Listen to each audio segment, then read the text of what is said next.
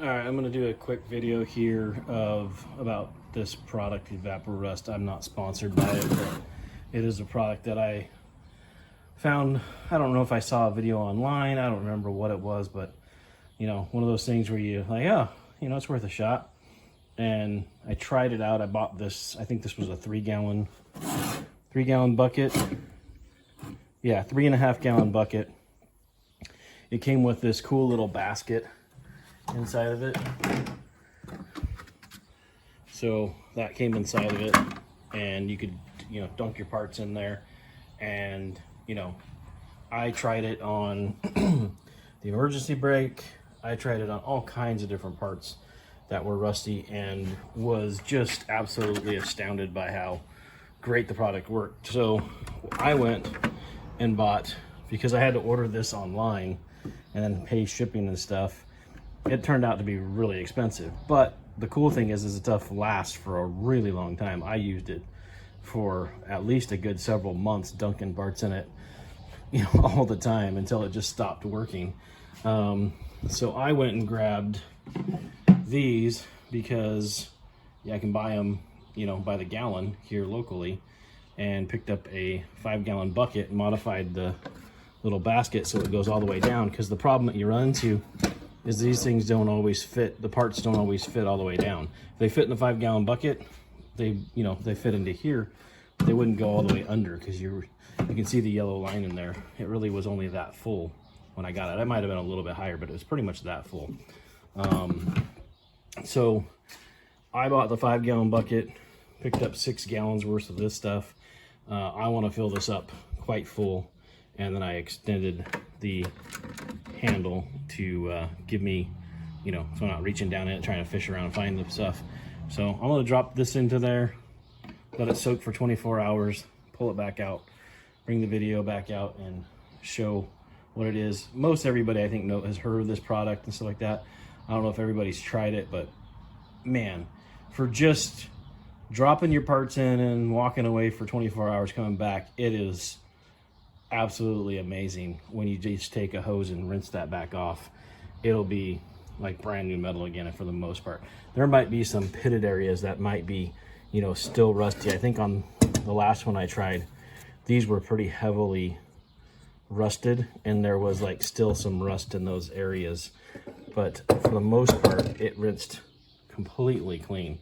Pretty cool. I'm gonna go ahead and dump these into the bucket and get that going. I'm sorry about the birds, they're going crazy right now. If the video's picking that up, audio's picking it up, they're just going nuts. We have these little chickadees that have made their home in some of our trees.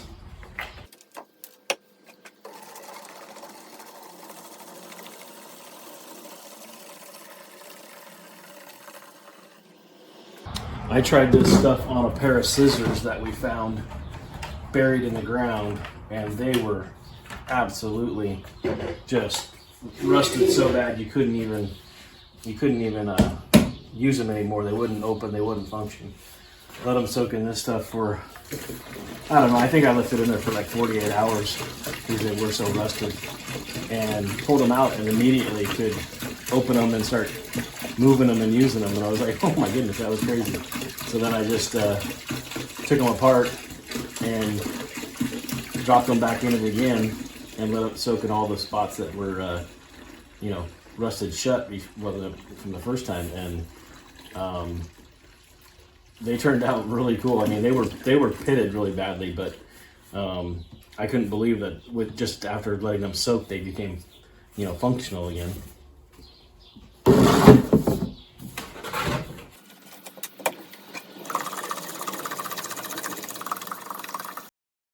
But it's supposed to be environmentally friendly, so you know, you're not worried about it. I mean, I wouldn't want to drink the stuff, but you know, it's not supposed to be, you know, that harmful of anything. I think of the directions, and I read this thing the first time. It said, after the use, just dump it down the drain, which you never see that on any type of products, you know, that actually work, you know.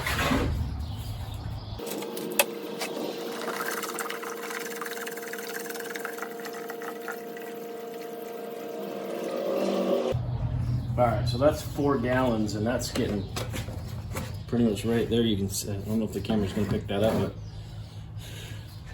it's pretty much getting there. I'm gonna go ahead and, you know, put the part in and see if it goes all the way down. But, oh, and this thing wasn't working, and I just picked up a package of springs and was able to get it working again because that spring was missing. It wasn't even there anymore. There wasn't even broken pieces or anything. So this wouldn't function, but as soon as I put the spring on there, it started functioning again. Cleaned out some of the grease and grime and stuff that was in here so that it doesn't, you know, contaminate the Evaporust. But you know, gonna drop it in there and see how this goes.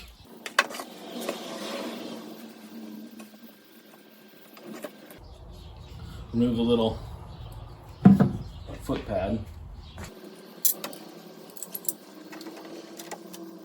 So we're not quite there, but we are almost completely submerged, so not too bad. I'm gonna probably dump 1 more gallon in there and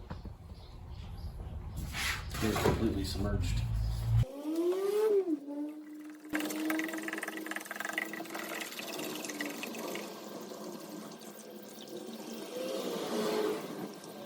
All right, so we are full to the brim.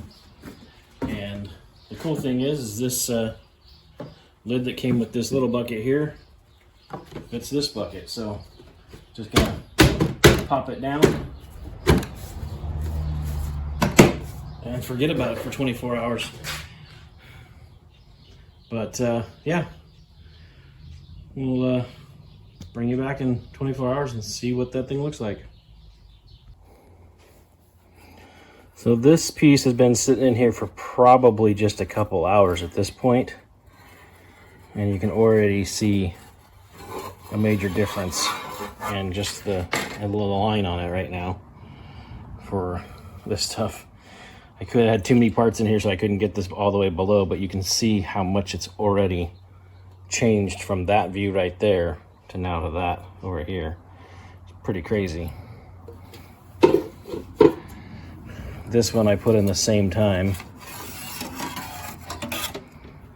and you can just see all those parts were super, all the pieces of it were super rusty. I mean, you can see the bronzy, rusty look there at the top surface that wasn't under the, I mean, it's got a, you know, perfect line. Major difference. And then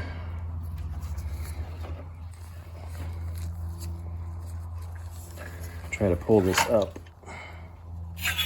This piece wasn't bad to begin with, but it had a lot of surface rust underneath the paint, so I'm just letting it sit in there as well. These pieces were very rusty and had adhesive on them, so if you look, that's already dissolving a lot of that stuff off of them.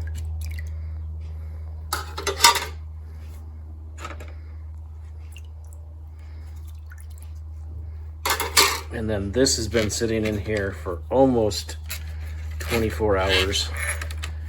And that wire has completely, that cable has completely changed color. That was completely rusty all the way down it. So that's pretty cool. And then this was the, I need to put that back down in there. Caught on the wire. This was the emergency brake.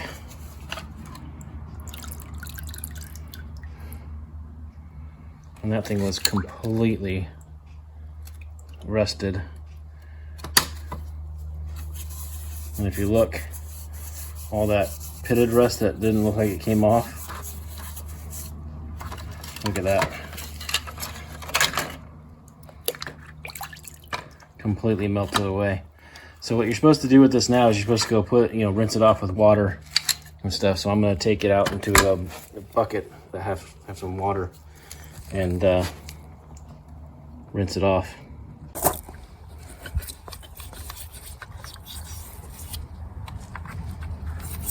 So if you've never seen Evaporust work, this is pretty much what your real-time type of thing. I let it sit in there for just shy of 24 hours in the bucket of Evaporust, and now I've pulled it out and I'm just going over with a toothbrush and a bucket of water.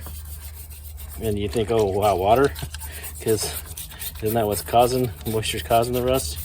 But it even starts to take off some of the paint. So you have to be careful if you want to save the original paint. You know, you may not be able to if you're trying to clean a really rusty part. But you know, for me, I'd rather repaint something than save rust on a mechanical part. Basically what's happened is the Evaporust has completely eaten into that rust that was on the surface of this. It's eaten it all the way into the pitted rust as well, but the pitted rust just kind of stayed there. But it didn't, it's not, if you look, the pitted rust is completely gone. When I pulled this out of the Evaporust, you could still see the pitted rust on there. But now you scrub it and it's just gone. It's completely clean metal. If I had a garden hose out here, I don't have one hooked up right at the moment. We had our outside lines freeze this year, so I gotta still deal with that. But if I had a garden hose out here, I could hit it with a jet stream and it would blow off almost all the stuff I'm having to scrub off. So still recommend, you know, going over it and hitting it with some type of scrub brush and just, you know, kind of making sure everything's loose is gone before you repaint it. But I mean, that's not much effort. I haven't put much effort into this right here. It's just trying to make sure the camera gets the shot more than anything. So I'm not trying to sell Evaporust. I'm not sponsored by them. I'm a true, genuine customer that has been absolutely floored by how great this product works. And if it can make my life easier on all the stuff I'm doing and stuff, then I'm sure somebody out there can benefit from it. And if you don't want to try it, then don't try it. Like I said, the garden hose would actually, with a spray nozzle, actually cleans a lot of that off. You don't have to sit here and do as much as I am doing. But yeah, I mean, this literally 24 hours and it's just, and I mean, I didn't have to touch it before, just quickly cleaned it off and there you go. So very interesting, very cool product. Even the threads are clean for the most part. You know, I mean, rust really gets into those threads because these are in the splash zone of the front tire. So for those to even be, you know, back to being fairly clean and clear of rust is just really cool to me.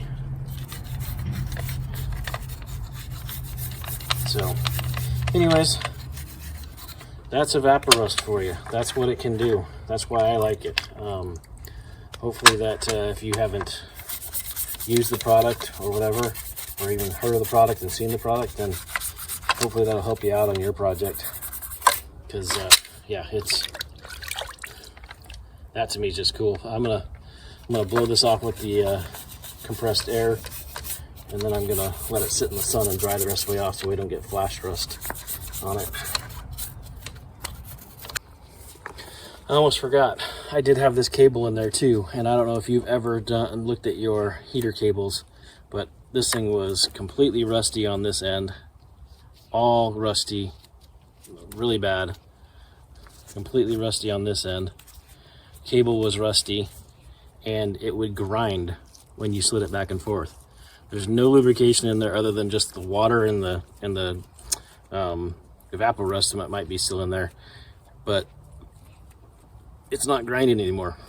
It's actually really smooth. It's working perfect smooth. So I'm gonna make sure it's nice and rinsed out. Take my air compressor, blow all the way through that, and then I'm gonna load it with white lithium and call it a day, because that is awesome. I mean, I'll probably paint that, but I'll probably just paint it a silver so it looks like it's supposed to, but Those things are a pain in the butt to clean, and you can't clean inside of it. But the Evaporust completely cleaned out the whole thing. You can tell because the metal coming out was pushed. This was pushed in, sitting under the Evaporust, and it was rusty. And now it's completely clean, bare metal. So another reason why I like the product so much. I didn't have to sit here and move it back and forth in the Evaporust and change directions or whatever. I know it's clean all the way inside of this thing, all the way through. Which, you know, how the heck do you clean that otherwise? It's got to be some type of chemical clean otherwise. I mean, and this stuff is completely, you know, supposedly environmentally safe. So that's crazy that it cleans that well. It used to have a straight line going straight down through here like this. This was all bare metal on both sides, and I painted the whole thing. And I just said, you know what? It's just better. I don't want to leave that bare metal. I just got done restoring the whole thing, cleaning it up. Not necessarily restoring. I cleaned it all up, got it functioning, got it working, put a new spring in it so the handle works. Everything's functioning. And I will go ahead and put new grease all inside of here once the paint's cured and make sure it's all functioning again really well. Grease up this spot, and there's another spot, there's a runner behind this pedal that is supposed to be greased as well. But to me, I don't care what the factory did on this part. It's stupid to put it back in the truck with bare metal and just have it all rust again. So yes, I could have just clear coated the metal, you know, taped the line and sprayed it. To me, just paint the whole thing, call it good. It looks nice. It shouldn't rust for a really long time again. This paint is far, far, far more durable than the factory paint that they used. Like I said, I don't know what paint they used, but it just seems to just come off super easy. And yes, I know it's 50 years old, but it's super thin. There's no primer underneath of it. It just comes right off. So now with all this stuff done, it should be far better for, you know, the next 50 years if the truck survives that long. Hopefully it will. These are cool trucks, and I, you know, it's partly why I'm doing it. Give the truck new life and keep it on the road. So the white lettering on the brake release was completely worn off. Wasn't there at all as far as I could tell anymore. Maybe it was never there, but I know that it's the other trucks I've had that's been white before. So I taped it all off around the lettering, and then I used a white paint pen and I just filled in the lower sections of it. And then I'm going to, once it's drier, I'm going to go ahead and you know, wipe that down and remove the paint on the outside, and that should leave the paint in the recessed areas.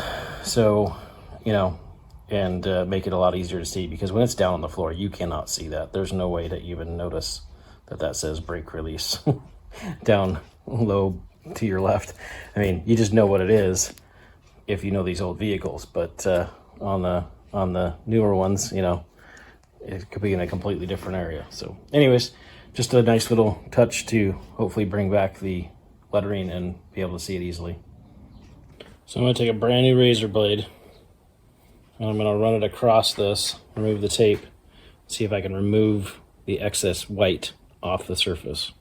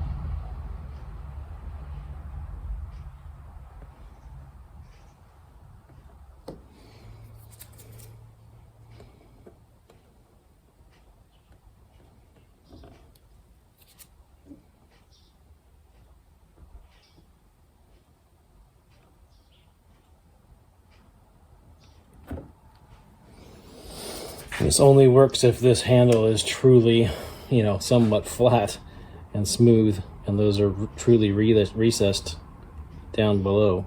If they're the same level, then obviously it's not going to work. Or this handle is different levels all the way across.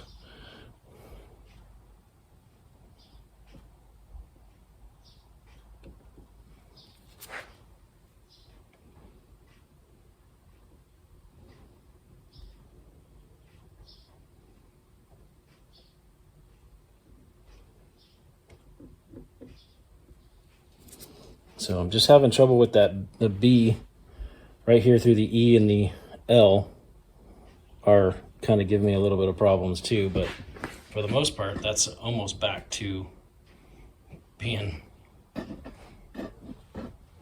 right on. So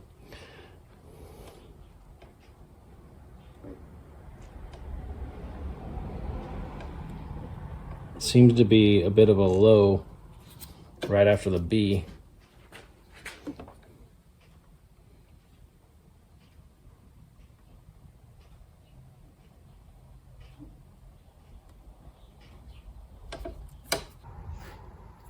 So I kept working on it, and I was able to get the B to be more defined, the E and the L to kind of separate a little bit.